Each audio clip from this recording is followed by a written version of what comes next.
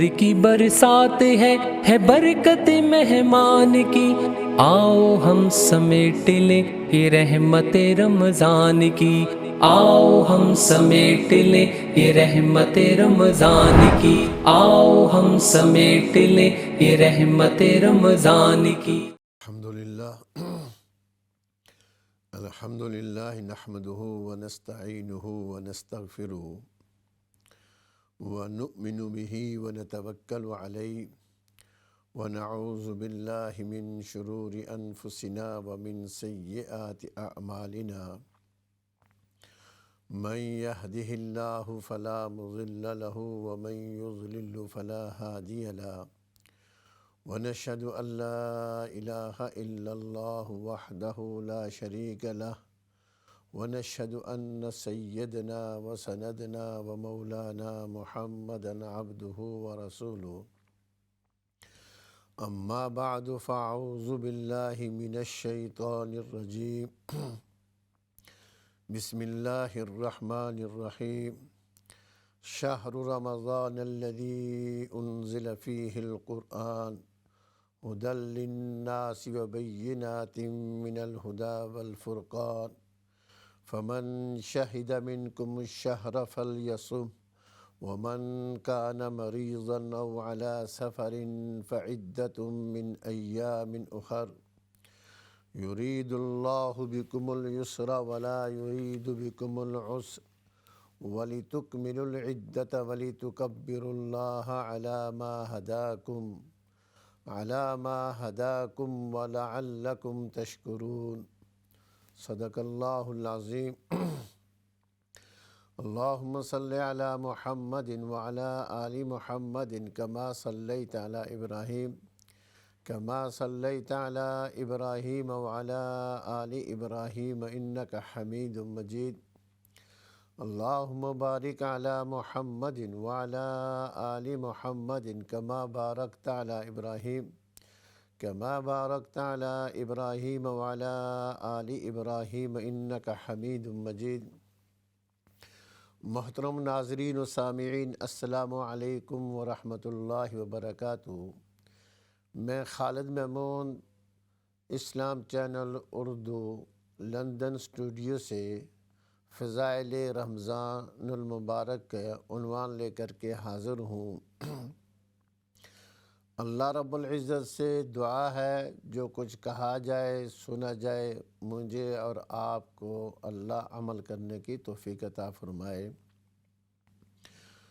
گزشتہ درس کے اندر بھی، گزشتہ پروگرام کے اندر بھی رمضان المبارک کی اہمیت اور روزے کی فرضیت کا ذکر تھا، جو نبی کریم صلی اللہ علیہ وسلم نے رمضان المبارک سے پہلے شعبان کے آخری ایام کے اندر صحابہ کرام رضی اللہ تعالی عنہم اجمعین کو جمع کر کے حضور صلی اللہ علیہ وسلم کا معمول تھا۔ رمضان المبارک کا وہ عظمت والا مہینہ ہے، وہ برکت والا مہینہ ہے، وہ فضیلتوں والا مہینہ ہے۔ اللہ رب العزت نے قرآن حکیم کے اندر 12 مہینوں کا ذکر تو کیا، ان عدۃ الشہور عند اللہ 12 شہرا فی کتاب اللہ یوم خلق السماوات والارض منها 4 حرم، لیکن کسی مہینے کا ذکر نہیں کیا سوائے رمضان المبارک کا۔ فرمایا شہر رمضان الذی انزل فیہ القرآن، رمضان المبارک کا مہینہ شروع ہو چکا ہے۔ اللہ کا لاکھ لاکھ شکر ہے کہ اللہ نے ہمیں زندگی دی، ہمیں صحت دی، تندرستی دی کہ ہم ان بابرکت لمحات کے اندر، ان ساعتوں کے اندر، ان منٹوں اور سیکنڈوں کے اندر جو ہے ہماری زندگی گزر رہی ہے۔ رمضان المبارک کا مہینہ شروع ہو چکا۔ سال کے 12 اسلامی مہینوں میں رمضان کو ایک خاص مقام حاصل ہے، جو اسلامی مہینے ہیں، جیسا کہ ذکر کیا ہے کہ اللہ رب العزت نے قرآن حکیم کے اندر اگر کسی مہینے کا ذکر کیا تو وہ رمضان المبارک کا مہینہ کیا۔ یہ مہینہ جو ہے ایک خاص مقام اس کو حاصل ہے، اور یہ اللہ رب العزت سے اپنے تعلق کو مضبوط کرنے کا مہینہ ہے۔ یعنی ہمارے اندر جو کمی آ گئی، کوتاہی آ گئی، ان کو دور کر کے ہم اپنے رب کے ساتھ، اپنے خالق کے ساتھ، جو ہمارا پروردگار ہے، اس کے ساتھ اپنے تعلق کو مضبوط کرنے کا مہینہ ہے۔ اس مہینے میں کی جانے والی ہر عبادت اور ہر نیکی کے ہر کام کا مرکزی نقطہ یہی ہے کہ اپنے رب سے کمزور پڑتا تعلق نئے سرے سے استوار کیا جائے، کہ رمضان المبارک کے اندر ہر نیکی، ہر عبادت، ہر ریاضت، ذکر و اذکار، ان کا مرکزی نقطہ یہی ہے، اس کا لب لباب اور حاصل یہ ہے کہ ہم اپنے رب سے کمزور پڑتے ہوئے تعلق کو نئے سرے سے جو ہے استوار کیا جائے، اپنے اعمال کے اندر، اپنے افعال کے اندر بہتری لا کر کے اپنے خالق کو راضی کیا جائے، اپنے رب کو راضی کیا جائے، اپنے گناہوں کی معافی طلب کر کے اپنے مالک جو مالک حقیقی کی ناراضگی سے بچا جائے، اس کی خاطر بھوکا پیاسا رہ کر اس سے اپنی محبت کا ثبوت دیا جائے۔ یعنی خلاصہ یہ ہے کہ اس کی عبادت کا، ہر نیکی کا مرکزی نقطہ یہ ہے کہ ہم اپنے رب کے ساتھ جو ہمارا تعلق کمزور ہو چکا ہے اس کو نئے سرے سے جو ہے ہم مضبوط کریں، اور اپنے اعمال کے اندر، اپنے عبادت کے اندر بہتری لا کر کے اپنے خالق، جو ہمارا اصلی خالق ہے، جو ہمارا مالک، ہمارا رب ہے، اس کو راضی کریں، اور اپنے گناہوں کی، جو ہم سے گناہ سرزد ہو گئے ہیں، ان سے اللہ سے معافی مانگیں، اور اپنے مالک اور رب کی ناراضگی سے بچا جائے، اور اس کی خاطر یہ ہے بھوک پیاس جو ہے، اور جو ہے اپنی محبت کا، بھوک پیاسے رہ کر کے اپنی محبت کا جو ہے ثبوت دیا جائے۔ اللہ رب العزت نے اس مہینے کو عظمتوں اور برکتوں والا مہینہ بنایا ہے۔ رمضان المبارک کو رب نے بڑی عظمتوں اور برکتوں والا مہینہ بنایا ہے، اور حقیقت یہ ہے کہ 11 ماہ انسان دنیا کے دھندوں اور مال کمانے کے چکر میں لگا رہتا ہے۔ 11 مہینے انسان جو اپنے طریقہ کار کے ساتھ لگا رہتا ہے، جس سے اس کی دل پر، اس کے قلب پر غفلت کے پردے پڑ جاتے ہیں۔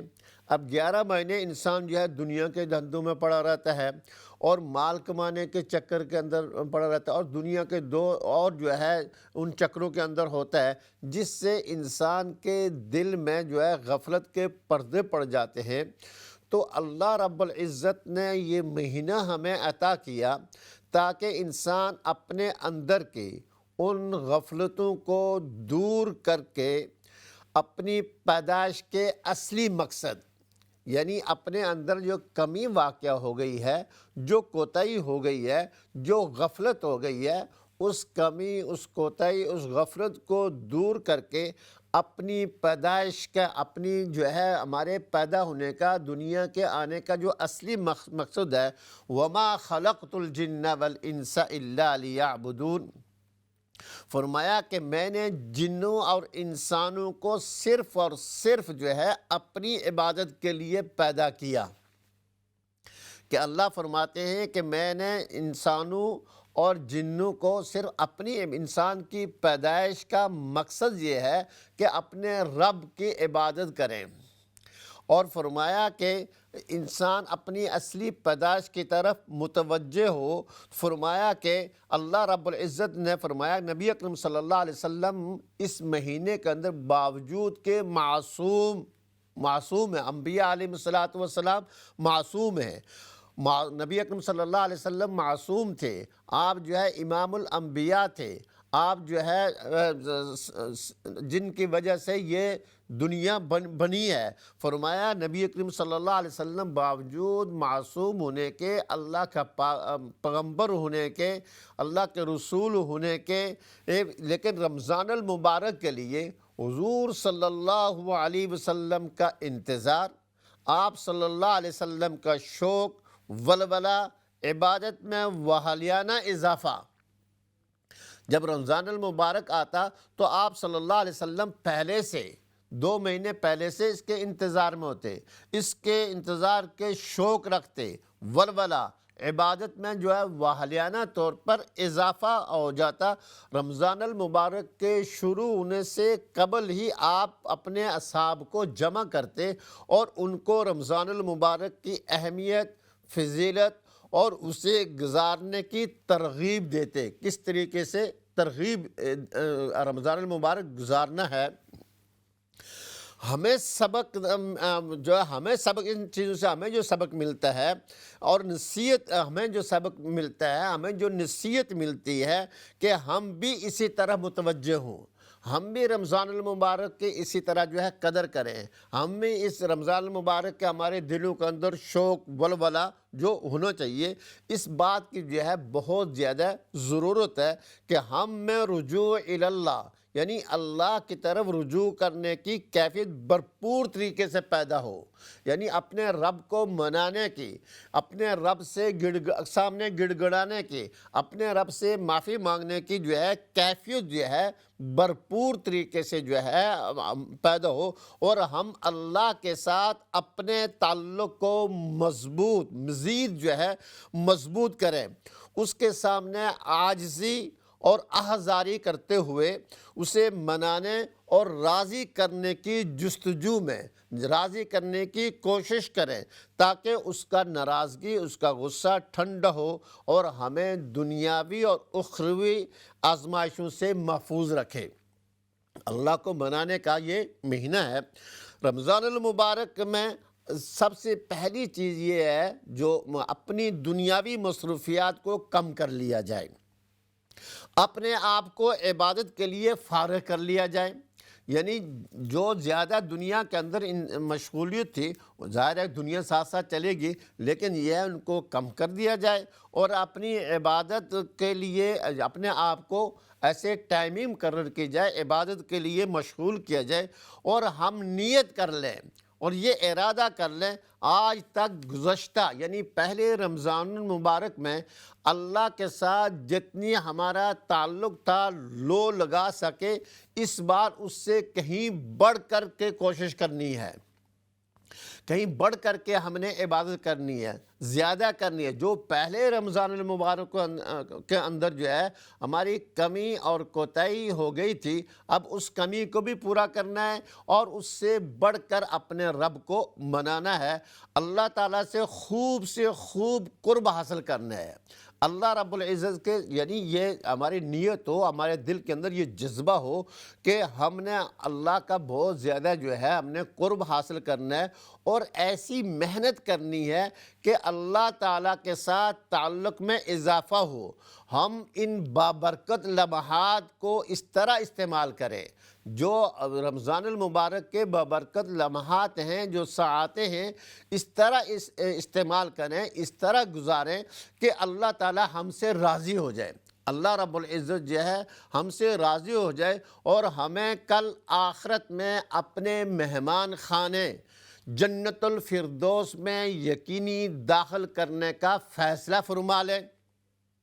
ہمارا یہ ماہ مبارک جو ہے، یہ جو رمضان المبارک کا مہینہ جو ہے، مبارک مہینہ جو ہے، اچھے سے اچھا بن جائے، اس لیے ہم سب کو جو ہے اس بات کا خیال رکھنا چاہیے۔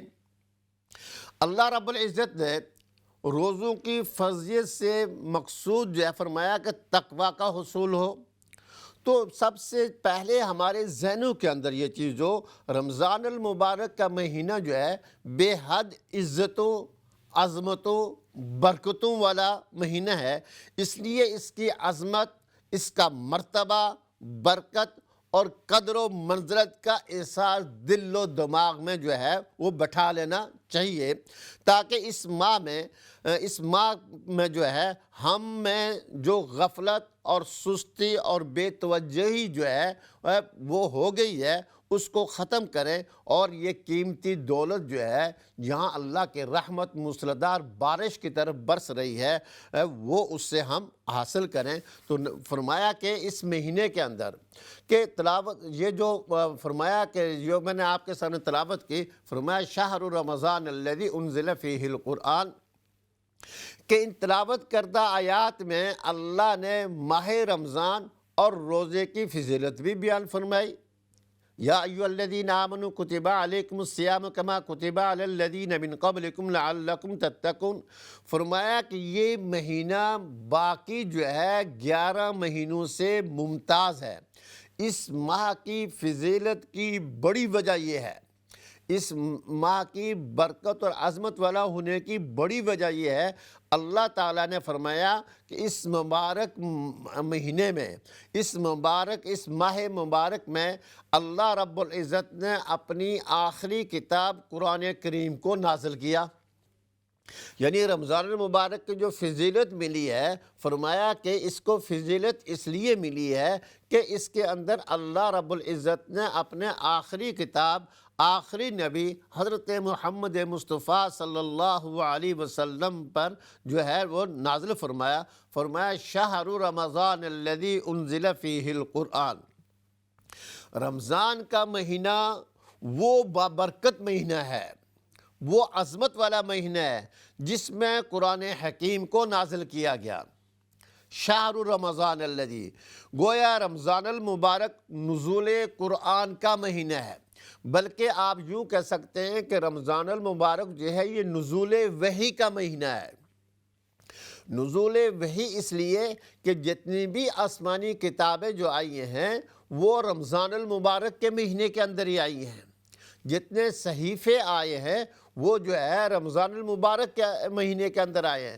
روایات کے اندر آتا ہے کہ رمضان المبارک کی پہلی تاریخ کو حضرت ابراہیم علیہ السلام پر جو ہے وہ صحف ابراہیمی جو ہے ان پر نازل ہوئے، اور پھر 600-700 سال گزرنے کے بعد رمضان المبارک کی 6 تاریخ کو پر حضرت موسیٰ علیہ السلام کو تورات عطا کی گئی۔ پھر 600-700 سال گزرنے کے بعد 600 سال گزرنے کے بعد پھر زبور جو ہے رمضان المبارک کی 12 تاریخ کو حضرت داؤد علیہ السلام کو دی گئی۔ پھر 600 سال گزرنے کے بعد جو ہے انجیل جو ہے رمضان کی جو ہے 18 تاریخ کو حضرت عیسیٰ علیہ السلام، انجیل جو ہے حضرت عیسیٰ علیہ السلام کو دی گئی، اور پھر 600 سال گزرنے کے بعد جو ہے آخری عشرے کے اندر جو ہے اللہ رب العزت نے قرآن حکیم جیسی دولت عطا فرمائی۔ تو یہ رمضان المبارک کا مہینہ صرف قرآن کے نزول کا مہینہ نہیں ہے، بلکہ نزول وحی کا مہینہ ہے کہ تمام آسمانی کتابیں جو ہے وہ نازل کی گئی، جو دی گئی انبیاء علیہ السلام کو، وہ رمضان المبارک کے مہینے کے اندر ہی دی گئی۔ فرمایا شہر رمضان الذی انزل فیہ القرآن، رمضان کا مہینہ وہ برکت مہینہ ہے جس میں قرآن حکیم کو نازل کیا گیا۔ رمضان المبارک جو ہے نزول قرآن کا مہینہ ہے، اسی وجہ سے اس کو دیگر دوسرے مہینوں پر فضیلت حاصل ہے۔ قرآن حکیم کو اللہ تعالیٰ کی وہ عظیم نعمت ہے، قرآن حکیم جو ہے اللہ رب العزت کی وہ عظیم نعمت ہے جو حضور صلی اللہ علیہ وسلم کے صدقے، حضور صلی اللہ علیہ وسلم کے طفیل اہل ایمان کو نصیب ہوئی۔ ہمارے ہر گھر کے اندر، مسلمان کے ہر گھر کے اندر قرآن موجود ہے، لیکن افسوس کہ ہم اس کا فائدہ، اس نعمت کا فائدہ نہیں اٹھاتے۔ تو میں چلتے چلتے یہ بات عرض کر دوں، ایسی عظمت والی کتاب ہے، اس کو دیکھنا بھی ثواب، اس کو پڑھنا بھی ثواب، اس کا سننا بھی ثواب، اس کو ٹچ کرنا وضو کے ساتھ اس کا بھی اجر ملتا ہے۔ تو فرمایا کہ رمضان المبارک اللہ رب العزت کی وہ عظیم نعمت ہے جو حضور صلی اللہ علیہ وسلم کے طفیل اہل ایمان مسلمانوں کو نصیب ہوئی۔ یہ وہ نعمت ہے، یعنی قرآن حکیم وہ نعمت ہے جو تمام دیگر نعمتوں کا سرچشمہ ہے۔ تمام نعمتیں جو ہے اسی قرآن سے پھوٹی ہیں، یہی جو ہے سرچشمہ ہے۔ قرآن پاک اللہ کا کلام اور اس کی صفت ہے، یہ اللہ رب العزت کا کلام اور اس کی صفت ہے۔ اس کے نازل ہونے کی ابتدا لیلۃ القدر میں ہوئی، جیسا کہ فرمایا انا انزلنا فی لیلۃ القدر، بے شک ہم نے اس کو لیلۃ القدر میں اتارا، یعنی اس کے نازل ہونے کی جو ابتدا جو شروع ہوا وہ لیلۃ القدر کے اندر شروع ہوا۔ یہ نزول قرآن کی وجہ سے اس مبارک ماہ کے نہ صرف روزے فرض کیے گئے بلکہ قرآن کریم کی زیادہ سے زیادہ خدمت کرنے کی ترغیب بھی دی گئی، قرآن حکیم کی زیادہ سے زیادہ تلاوت کرنے کی ترغیب بھی دی گئی۔ آپ دیکھتے ہیں کہ دنیا کے اقوام کوئی ایسا واقعہ ہو تو اس کے اندر جو ہے اس کی وہ جو ہے وہ دن مناتے ہیں، تو اہل ایمان کو جو قرآن کریم جیسی نعمت عظمیٰ میسر آئی، قرآن حکیم جیسی عظیم نعمت جو ہے ان کو ملی، اس کا دن بنانا، وہ اس نزول قرآن کا مہینہ جو ہے تم اپنا تعلق اس سے زیادہ جو ہے اس کے ساتھ جوڑنے کی کوشش کرو، تاکہ ہمارے اندرونی روحانی قوت، ہمارے اندر جو ہے وہ روحانی قوت پیدا ہو جائے کہ رمضان اس مہینے کے اندر اللہ نے یہ مہینہ عطا کیا کہ تم اس مہینے کے اندر زیادہ سے زیادہ قرآن حکیم کے ساتھ تعلق پیدا کرو، قرآن حکیم نازل کرنے والی ذات کے ساتھ تعلق پیدا کرو، ہمارے اندر جو ہے روحانی قوت جو ہے وہ پائی جائے، اور جب روحانی قوت آ جائے گی تو دنیا کے حوادثات کا مقابلہ کر سکو گے بصورت دیگر۔ فرمایا دنیا کے حوادثات کا مقابلہ میں ناکام ہو جاؤ گے۔ اگر قرآن کے ساتھ تعلق نہیں ہوگا، اگر دین کے ساتھ تعلق نہیں ہوگا، اگر قرآن جو دین اسلام لے کر کے آیا ہے اور جس پیغمبر پر نازل ہوا، اگر ان کے ساتھ تعلق مضبوط نہیں ہوگا، پھر آپ دنیا کے حوادثات کا مقابلے میں ناکام ہو جاؤ گے۔ اگر ہمارا تعلق اس کتاب کے ساتھ قائم رہا، اگر ہم اس کتاب کے ساتھ قرآن حکیم کے ساتھ جڑے رہے، تو یہ ہمارا جو ہے اصلی نصاب تعلیم ہے، یہ ہمیں محفوظ کرے گا، اس لیے کہ قرآن حکیم جو ہے یہ قیامت تک اللہ رب العزت اس کی حفاظت فرمائیں گے۔ تو فرمایا کہ رمضان المبارک کے اندر جو ہے قرآن حکیم جو ہے یہ نازل کیا، اور اس لیے فرمایا کہ اس کے روزے فرض کیے تاکہ تمہارا تعلق جو ہے وہ قرآن کے ساتھ مضبوط ہو اور تمہارے اندر روحانی قوت اور طاقت آئے، اور اس روحانی قوت اور طاقت سے دنیاوی حوادثات سے جو ہے ان کا مقابلہ کر سکو۔ جو کہ ہم مختصر سے بریک کی طرف جائیں گے، انشاءاللہ جو ہے بریک کے بعد پھر گفتگو کریں گے۔ تو میں یہ عرض یہ کر رہا تھا کہ اللہ رب العزت نے یہ مبارک مہینہ عطا کیا۔ نسائی شریف کی حدیث میں آتا ہے کہ حضور صلی اللہ علیہ وسلم کا ارشاد مبارک ہے، ماہ رمضان بڑی برکتوں والا مہینہ ہے، اس میں اللہ تعالیٰ کی خصوصی رحمتوں کا نزول ہوتا ہے۔ جو کہ ہم بریک کی طرف جا رہے ہیں، انشاءاللہ مختصر بریک کے بعد جو ہے پھر حاضر ہوں گے۔ آپ سے گزارش ہے آپ دیکھتے رہیں، انشاءاللہ جو ہے اللہ مجھے اور آپ کو جو کچھ کہا جاتا ہے اس پر اللہ عمل کرنے کی توفیق عطا فرمائے۔ تو اللہ رب العزت عمل کرنے کی توفیق عطا فرمائے۔ نور کی برسات ہے برکت مہمان کی، آؤ ہم سمیٹ لیں یہ رحمت رمضان کی، آؤ ہم سمیٹ لیں یہ رحمت رمضان کی، آؤ ہم سمیٹ لیں یہ رحمت رمضان کی۔ بسم اللہ الرحمن الرحیم۔ بریک کے بعد پھر حاضر ہوں۔ ٹیلی فون لائن اوپن ہے، اگر کوئی بات پوچھنا چاہتا ہے، کوئی شیئر کرنا چاہتا ہے تو وہ پوچھ سکتے ہیں۔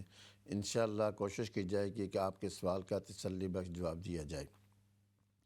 بریک سے پہلے یہ بات چل رہی تھی کہ اللہ رب العزت نے اس مہینے کو بڑی فضیلت اور عظمت عطا فرمائی، اور عظمت کی وجہ یہ ہے کہ اللہ رب العزت نے اس مہینے کے اندر قرآن حکیم کو نازل فرمایا، جو اللہ کی بہت بڑی عظیم نعمت ہے، جو اللہ رب العزت نے یہ نعمت عظمیٰ جو ہے نبی کریم صلی اللہ علیہ وسلم کے طفیل جو ہے وہ اہل ایمان اور مسلمانوں کو جو عطا کی۔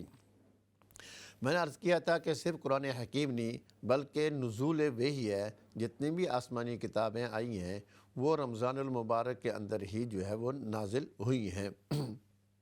تو رمضان المبارک جو ہے قرآن حکیم یہ ہے کہ اس لیے کہ آپ اس رمضان کے اندر جو ہماری جو اللہ سے ہمارا تعلق جو کمزور ہو گیا ہے اس کو ہم نئے سرے سے جو ہے مضبوط کریں، اور نئے سرے سے جو ہے اللہ رب العزت اپنے رب کو راضی کریں، اپنے رب کو راضی کر کے جو ہے ہم کل جو ہے مرنے کے بعد جو ہے اللہ رب العزت ہمیں جنت الفردوس عطا فرمائے۔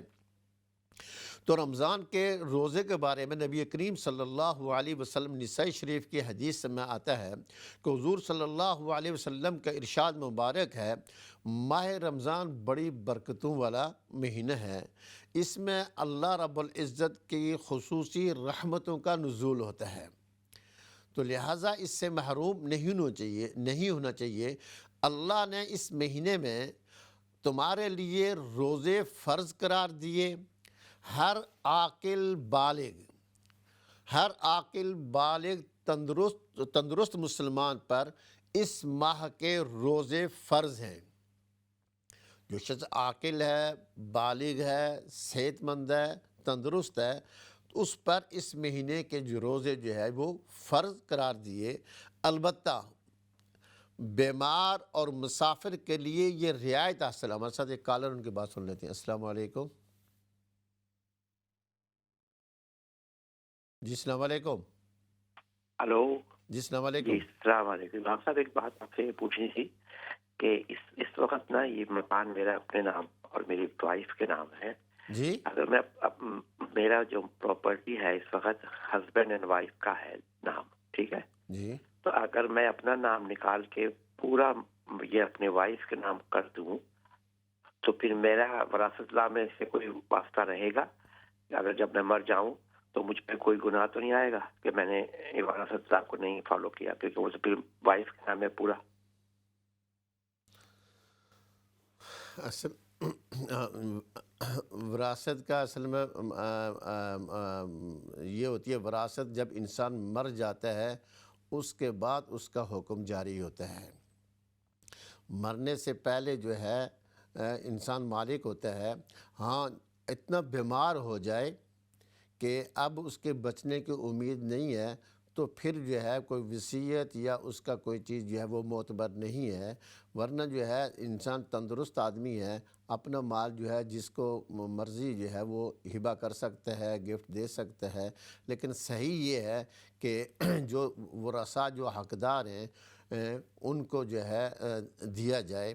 اور ایسی انسان، چونکہ انسان کا دل کو تو اللہ جانتا ہے کہ انسان کا کیا ارادہ ہے، تو ایسا اگر کسی کے دل کے اندر ہے کہ دوسرے ورثاء کو محروم کرنا چاہتا ہے تو یہ مناسب نہیں ہے، لیکن صحت و تندرستی کے اندر جو ہے، مثال کے طور پر کسی کے پاس اس کا مال ہے، اس کا مکان ہے، تو وہ کسی کو بیچ بھی سکتا ہے اور کسی کو وہ گفٹ بھی کر سکتا ہے۔ ہاں اگر اس کے بچنے کی امید نہیں ہے، جس کو شیخ فانی کہتے ہیں یا شیخہ فانیہ کہتے ہیں، تو اب اس کی جو ہے یہ چیز جو ہے یہ اس کا اعتبار نہیں کیا جائے گا، بلکہ اس کے مرنے کے بعد ورثاء میں جو قرآن حکیم کے اندر بتایا گیا ہے، یوصیکم اللہ فی اولاد للذکر مثل حظ الانثیین، یہ دو آیات کے اندر ہر ایک کا حصہ جو ہے وہ تقسیم ہے، اس کے مطابق جو ہے وہ دیا جائے گا۔ البتہ مرنے کے بعد جو وراثت تقسیم ہوتی ہے اس کو ترکہ کہتے ہیں فقہا کی زبان میں، وہ مرنے کے بعد جو ہے اس کا حکم جاری ہوتا ہے۔ انسان جب دنیا سے چلا جائے پھر جو اس کی جائیداد بچتی ہے تو وہ اس کے ورثاء کے اندر جو ہے وہ تقسیم کر دی جائے جو اس کے حقدار ہیں۔ تو ایسا نہیں کرنا چاہیے کہ کوئی ایسی، کیونکہ اللہ، میں نے جیسے عرض کیا کہ انسان کے دلوں کے بہت اللہ جانتا ہے۔ اگر کسی کو نقصان دینے چاہتا ہے یا کسی کو محروم کرنے چاہتا ہے تو یہ مناسب نہیں ہے۔ ہاں، صحت مند آدمی جو ہے بالکل ٹھیک ٹھاک ہے تو وہ اپنے جو ہے مال جو ہے، اپنے مکان جو ہے، اپنے پیسے جو ہے وہ کسی کو بھی دے سکتا ہے۔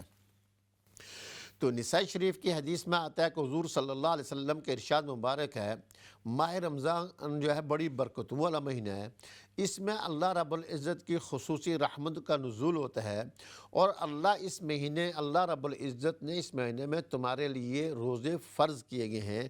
ہر عاقل بالغ تندرست مسلمان پر اس ماہ کے روزے فرض ہیں۔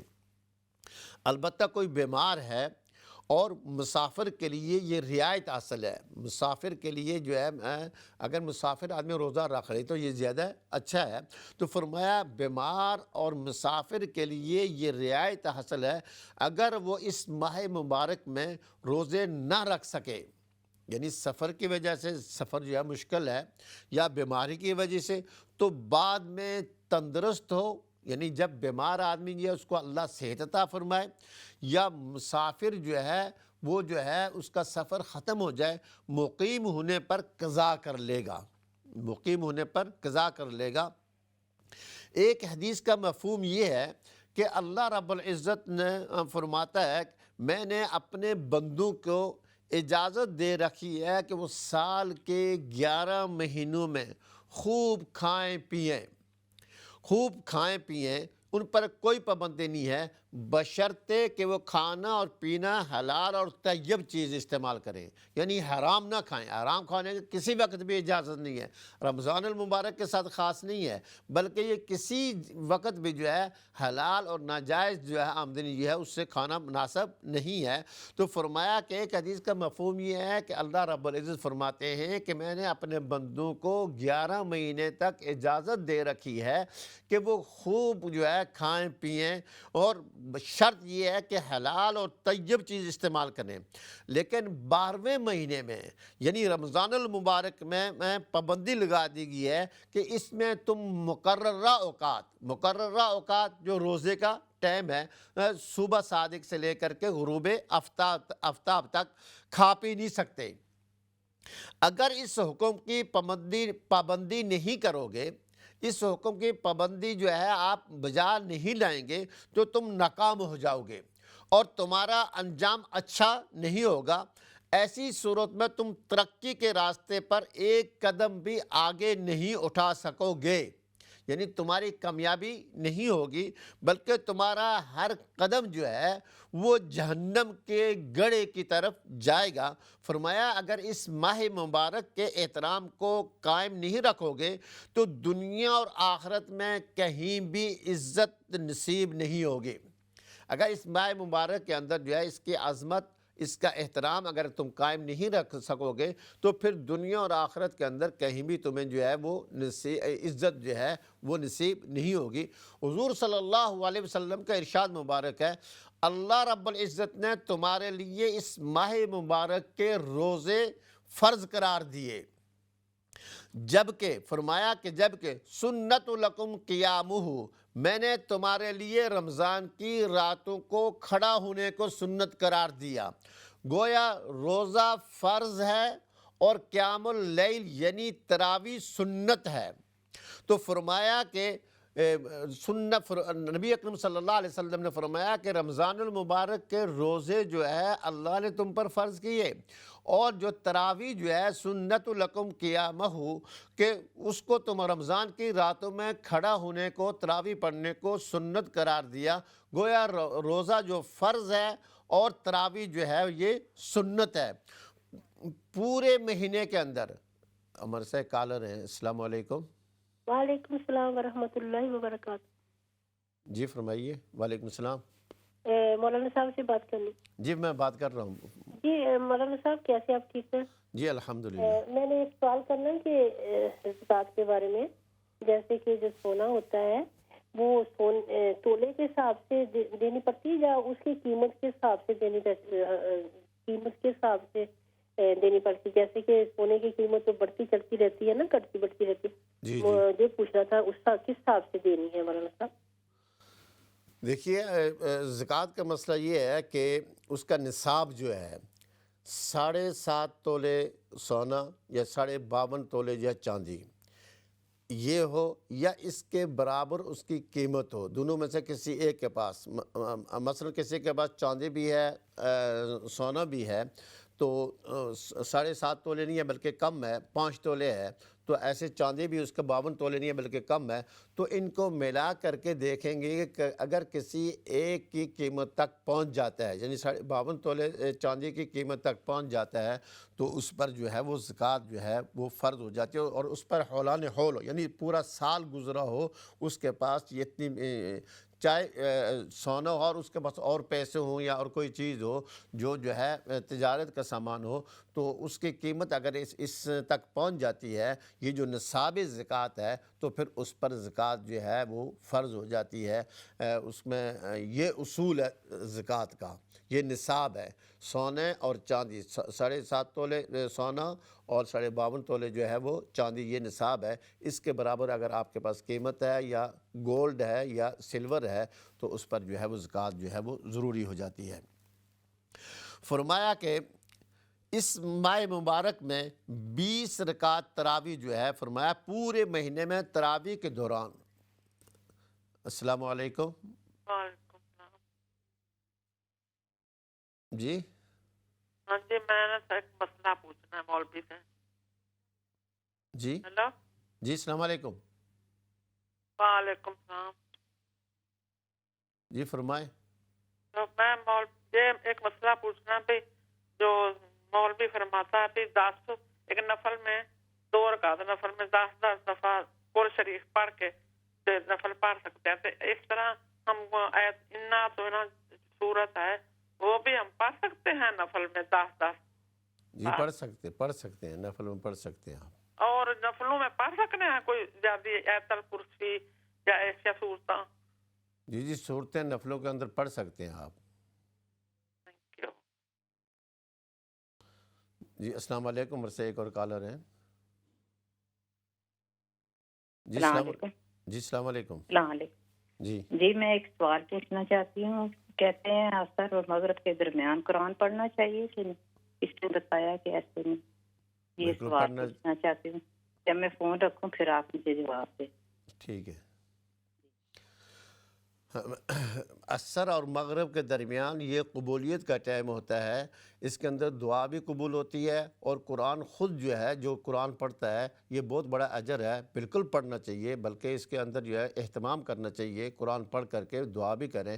یہ عصر اور مغرب کے درمیان جو ہے یہ کچھ مخصوص ٹائمنگ ہوتے ہیں اللہ رب العزت نے مقرر کیے، جس کے اندر دعا بھی قبول ہوتی ہے، عبادت بھی قبول ہوتی ہے. تو اس کے اندر جو ہے بالکل قرآن حکیم جو ہے جتنا زیادہ پڑھیں اور پڑھنا چاہیے. کوئی ایسی ممانعت نہیں ہے بلکہ پڑھنا چاہیے. تو میں عرض یہ کر رہا تھا کہ پورے مہینے میں تراویح کے دوران جو ہے کم از کم ایک قرآن پاک پڑھنا اور سننا سنت ہے. تراویح کے اندر جو ہے ایک قرآن حکیم یا حافظ سنا یا اس کا سننا یہ سنت ہے. اگر حافظ قرآن موجود ہے اور لوگوں میں صحت مند ہیں، پھر اگر وہ پورے مہینے میں یہ ایک قسم کا کورس ہوتا ہے، یہ کورس مکمل نہ کریں تو تارک سنت سمجھے جائیں گے. اگر لوگ صحت مند بھی ہیں اور جو ہے حافظ صاحب بھی موجود ہیں، اب جو ہے وہ آدمی جو ہے وہ نہ کرے تو یہ ہے سنت کو ترک کرنے والے ہوں گے کہ قرآن کا سننا یہی سنت ہے. ہمارے ساتھ ایک اور کالر. السلام علیکم. وعلیکم السلام ورحمۃ اللہ وبرکاتہ. مولانا صاحب ایک سوال اور ہے جی زکوٰۃ کے بارے میں، اور ایک اور بھی ہے. پوچھنا کہ جو دکان ہوتی ہے، جو دکان ہے وہ کلیئر ہے، اس سے جو انکم آتی ہے، جو وہ اخراجات کرتے ہیں جو گھر کے ہوتے ہیں، جو اور سارے زندگی کے ہوتے ہیں، کیا اس دکان پہ بھی زکوٰۃ ہوگی؟ اور دوسرے ایک اور سوال ہے کہ کسی نے کہا کہ رمضان شریف کا جو آخری جمعہ ہے نا، اس میں 2 ایسے نفل پڑھنے ہیں، صورتیں بتائیں کہ اس کے بعد جو تمہاری تمام زندگی قضائے نمازیں ہوگی وہ ہو جائیں گی. کیا یہ صحیح ہے؟ کیا آخری کیا کہا انہوں نے؟ سوری کیا پوچھنا چاہتے ہیں؟ ٹھیک ہے، میں سمجھ گیا۔ ایک اور کالر ہے۔ اچھا جی السلام علیکم۔ جی السلام علیکم۔ جی ہیلو، السلام علیکم۔ جی وعلیکم السلام۔ جی میرا سوال یہ تھا کہ زکوٰۃ کیسے دینی پڑتی ہے سونے کے تولے کے حساب سے؟ لائک اگر 7.5 تولے سے اوپر ہے سونا تو 1 تولے کے حساب سے کتنی زکوٰۃ بنتی ہے؟ پلیز وہ آپ حساب کر کے بتا دیں گے۔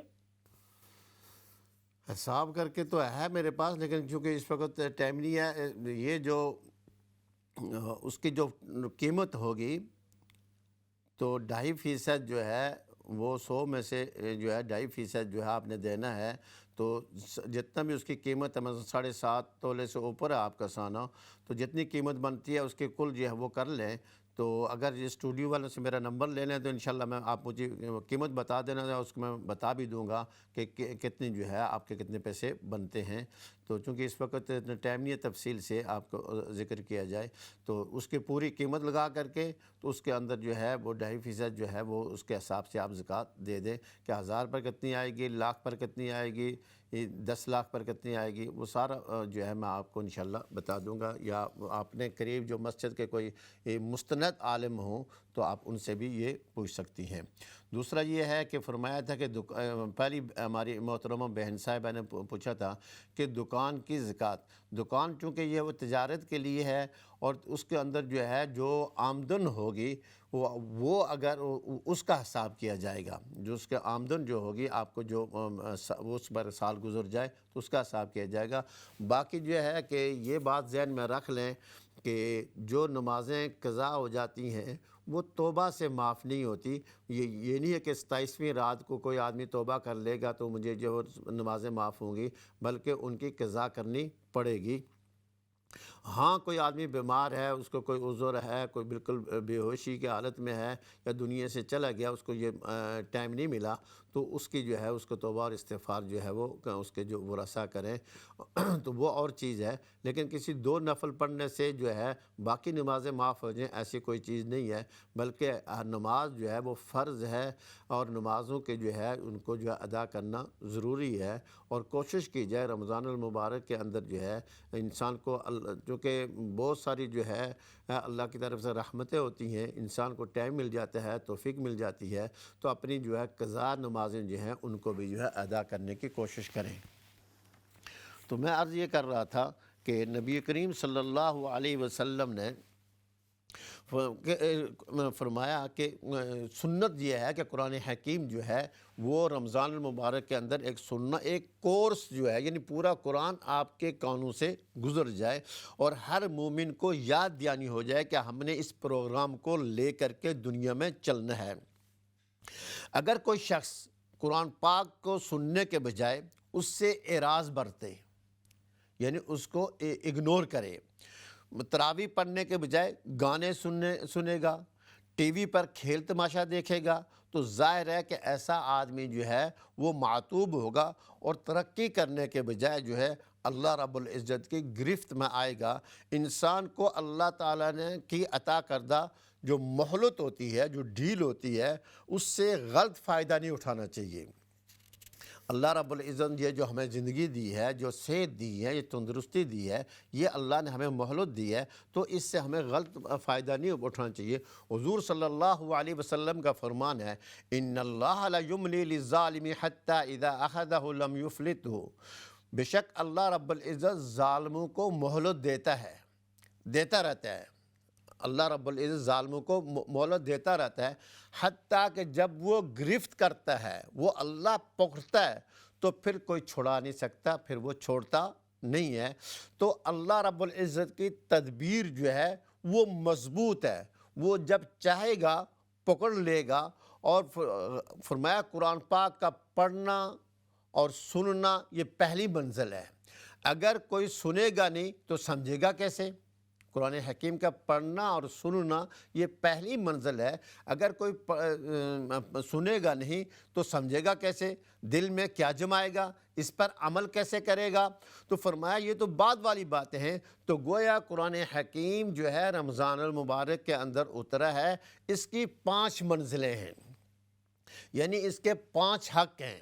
ایک اس کا سننا، یہ بھی اجر ہے، اس کا سمجھنا، یہ بھی باعث اجر ہے، اس کا یاد کرنا جتنا ہو سکے آپ آیات اور آخری آیات یاد کر لیں، صورتیں چھوٹی چھوٹی یاد کر لیں، یہ بھی باعث اجر ہے۔ عمل کرنا، یعنی قرآن حکیم جو کہتا ہے اس پر عمل کریں اور پھر دوسروں تک پہنچانا۔ تو گویا کہ قرآن حکیم کے 5 حق ہیں، قرآن کا سننا، سمجھنا، یاد کرنا، عمل کرنا اور اس کے دوسروں تک اس کو اشاعت کرنا، دوسروں تک پہنچانا۔ تو فرمایا کہ خواجہ شہاب الدین سہروردی نے اپنے عوارف المعارف میں لکھتے ہیں کہ پہلی منزل سننے کی ہوتی ہے، جس سے اللہ کی رحمت کے دروازے کھلتے ہیں۔ انسان کی بخشش اور مغفرت کے لیے اللہ رب العزت نے طرح طرح کا سامان پیدا کر دیا۔ حضور صلی اللہ علیہ وسلم کا ارشاد ہے کہ ایک نماز سے دوسری نماز تک، ایک جمعہ سے دوسرے جمعہ تک، ایک رمضان المبارک سے دوسرے رمضان تک جو درمیان میں جو عرصہ ہے، اس کے اندر صغائر یعنی صغیرہ گناہ جو ہے وہ معاف ہوتے رہتے ہیں۔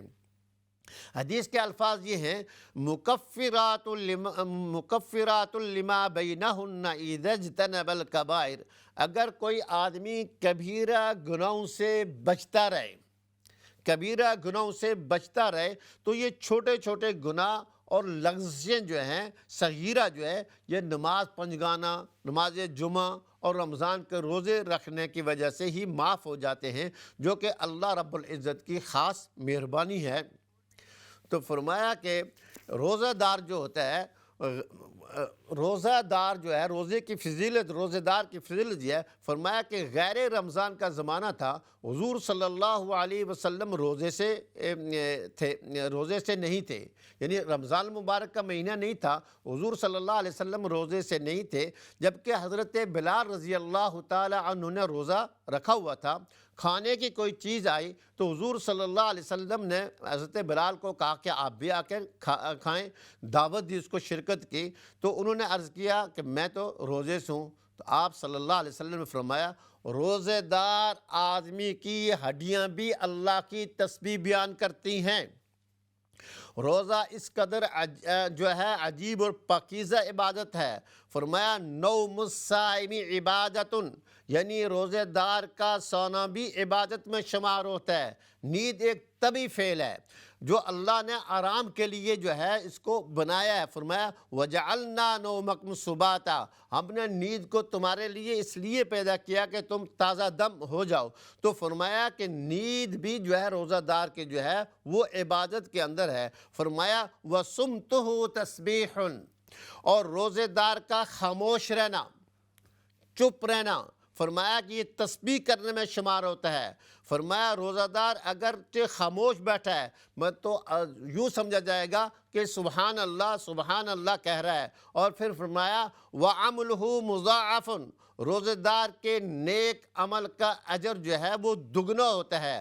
عام حالات میں ہر نیکی کا اجر 10 گنا ہے، مگر رمضان المبارک میں ادنا درجے کی نیکی کا اجر بھی 70 گنا ہے۔ نفل عبادت فرض کے برابر، اور فرمایا نفل عبادت فرض کے برابر ہے، اور فرض جو ہے وہ 70 فرضوں کے برابر ہوگا۔ نفلی عبادت فرمایا گویا ان ایام کے اندر، رمضان المبارک کے اندر ایام میں روحانیت اس قدر بڑھ جاتی ہے۔ تو فرمایا دعاہ مستجاب، روزے دار کی دعا جو ہے وہ مقبول ہوتی ہے۔ دوسری جگہ فرمایا کہ رمضان المبارک کی گھڑیوں میں جو شخص اللہ تعالیٰ سے اپنے گناہوں کی معافی مانگتا ہے، اللہ رب العزت اسے ضرور معاف فرماتے ہیں۔ نیز فرمایا وسائل اللہ لا یحیب رمضان، کیونکہ رمضان المبارک میں اللہ سے مانگنے والا محروم نہیں ہوتا۔ حضرت چونکہ اب وقت ختم ہونے والا ہے، چند باتیں میں اور عرض کر دوں کہ جن چیزوں سے میں مسئلے کی تھوڑی سی باتیں کر لوں میں آپ کو، کہ رمضان المبارک کا روزہ رکھنا اسلام کا تیسرا فرض ہے۔ جو اس فرض کا انہیں کا انکار کرے مسلمان نہیں رہتا، جو اس فرض کو ادا نہ کرے سخت گنہگار ہوتا ہے۔ اور روزے کی نیت ضروری ہے۔ جن چیزوں سے روزہ ٹوٹ جاتا ہے لیکن جو ہے وہ کفارہ نہیں، صرف قضا ہوتی ہے، ان میں کان یا ناک میں دوا ڈالنا، قصداً منہ بھر کے جو ہے کہہ کرنا، جان بوجھ کر کہہ کرنا روزہ ٹوٹ جاتا ہے۔ کلی کرتے ہوئے حلق کے اندر پانی چلا گیا، یعنی پانی اندر چلا گیا، اس سے بھی روزہ ٹوٹ جائے گا۔ تو انسان کو جو ہے کوئی ایسی چیز نگل جانا جو عادتاً کھائی نہ جاتی ہو، جیسے لکڑی، لوہا، کچا گیہوں، دانہ وغیرہ، ایسے ہی لوبان یا عود کا جو دھواں جو ہے جان بوجھ کر گلے کے اندر جانا، ان چیزوں سے جو ہے وہ روزہ ٹوٹ جاتا ہے۔ اس کی صرف قضا آتی ہے، کفارہ نہیں ہوتا۔ کیونکہ اب وقت ختم ہو رہا ہے، اللہ رب العزت جو ہے ہمیں جو ہے رمضان المبارک کی قدر کرنے کی توفیق عطا فرمائے، اور رمضان المبارک کے اندر زیادہ سے زیادہ عبادت کرنے کی توفیق عطا فرمائے۔ اور اللہ رب العزت، جیسے میں نے پہلے بھی ذکر کیا تھا، اس کے اندر کلمہ طیبہ کا، استغفار کا، اور اللہ رب العزت سے جو ہے جنت مانگو اور جہنم سے خلاصی مانگو، اور اللہ رب العزت مجھے اور آپ کو عمل کرنے کی توفیق عطا فرمائے۔ ہے برکت مہمان کی، نور کی برسات ہے برکت مہمان کی، آؤ ہم سمیٹ لیں یہ رحمت رمضان کی، آؤ ہم سمیٹ لیں یہ رحمت رمضان کی، آؤ ہم سمیٹ لیں یہ رحمت رمضان کی۔